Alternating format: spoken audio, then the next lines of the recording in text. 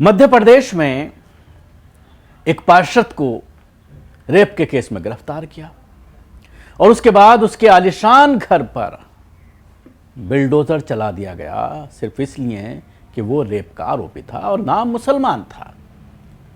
इसलिए उसके घर को रेप केस दर्ज होने के बाद, गिरफ्तार होने के बाद तुरंत उसके घर पर बिल्डोजर चला दिया गया। लेकिन अब इस मामले में 5 साल बाद शफीक अंसारी कोर्ट से बरी हो गया है और जो आरोप लगाए गए थे महिला के जरिए वो पूरी तरह से फर्जी और झूठे पाए गए हैं। जबरदस्ती फंसाने का मामला सामने आया है, बाइज्जत बरी किया गया है रेप केस में। लेकिन अब सवाल ये खड़ा होता है कि जिस रेप केस की वजह से शफीक अंसारी के घर पर बिल्डोजर चलाया गया, पूरे ख़ानदान को सड़क पर ला दिया गया, बेघर कर दिया गया, लाखों करोड़ों रुपए का जो मकान था बनाया था मेहनत की कमाई से, उसको डेमोलिश कर दिया गया।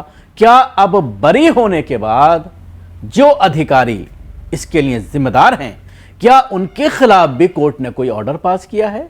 क्या उनकी भी जिम्मेदारी नहीं बनती, उनकी जिम्मेदारी तय नहीं होगी? कि आप किस तरह से किसी के भी मकान पर सिर्फ इसलिए कि वो रेप का आरोपी है बिल्डोजर चला देंगे, कानून को आप हाथ में लेंगे, तो फिर कोर्ट कचहरी की कोई ज़रूरत नहीं है। ऐसा क्या कोई ऑर्डर दिया गया है? हरगिज़ नहीं, ऐसा किसी तरह का कोई ऑर्डर नहीं दिया गया है सिवाय इसके कि उनको बरी किया जाता है। हालांकि इस तरह के मामलात में देखने में यह आता है कि चाहे वो मर्डर का मामला हो, ख़ासतौर से रेप के मामलों में जो बिल्डोज़र चलाए जाते हैं, या फिर यात्राओं पर थूकने का नाम लेकर के, या फिर पत्थरबाजी का नाम लेकर के जिनके घरों पर ख़ासतौर से बीजेपी शासित राज्यों में मध्य प्रदेश और उत्तर प्रदेश में ये कार्रवाइयाँ की जा रही हैं, तो उसमें ये बहाना बनाया जाता है कि घर अवैध है, उसका नक्शा पास नहीं है, या सरकारी ज़मीन पर बना हुआ है, बैकडेट में नोटिस चिपका दिया जाता है और अचानक उस पर बिल्डोज़र चला दिया जाता है। इसलिए कोर्ट भी इस तरह के आदेश पारित कर पाने में असहमति जताते हैं। तो मामला मध्य प्रदेश के राजगढ़ जिले का है, जहां पर सत्र अदालत ने पूर्व वार्ड पार्षद शफीक अंसारी को बलात्कार के मामले में बरी कर दिया है। द इंडियन एक्सप्रेस के अनुसार अदालत ने पाया है कि महिला ने आरोप इसलिए लगाए थे क्योंकि उसकी शिकायत के आधार पर उसका घर गिरा दिया गया था। बलात्कार की शिकायत के बाद स्थानीय अधिकारियों ने शरीफ अंसारी के घर को भी गिरा दिया था।